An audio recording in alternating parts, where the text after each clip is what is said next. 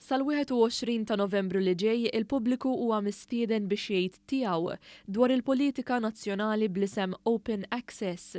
Din il-politika tħares li tiftaħ għal kollox il-bibien li fiħdanhom xi kultant tistaħba d-dinja tar-riċerka biex bekk ir-riċerkaturi Maltin ikunu jistgħu jaqsmu xogħolhom ma' kulħadd. Apparti hekk, iċ-Chairman Eżekuttiv tal-Kunsill Malti għax-Xjenza u t-Teknoloġija Jeffrey Pulcino Orlando spjega li din il-politika ser tagħti viżibilità lir-riċerkaturi u r-riċerka.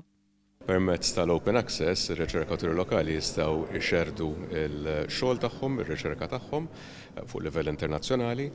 L-Open Access Policy wkoll hija prerequisit biex riċerkatur ikun jista' jaċċessa jew tim ta' riċerkaturi jkun jistgħu jaċċessaw il-fondi sostanzjali ħafna li hemm permezz tal-Horizon Europe. Preżenti għal konferenza tal-aħbarijiet kien hemm il-Ministru għar-Riċerka u l-Innovazzjoni Owen Bonnici li tkellem dwar il-bżonn ta' ekosistema robusta ta' innovazzjoni li ser tkun tajnuna għal bosta u mhux biss għar-riċerkaturi.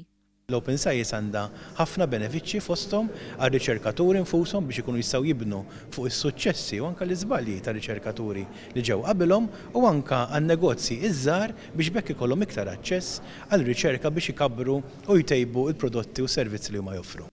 Il-politika ta' Open Access mistennija tneħħi għal kollox dak li jxekkel it-tixrid tal-informazzjoni fil-waqt li ssaħħaħ il-kwalità u t trasparenza tar-riċerka.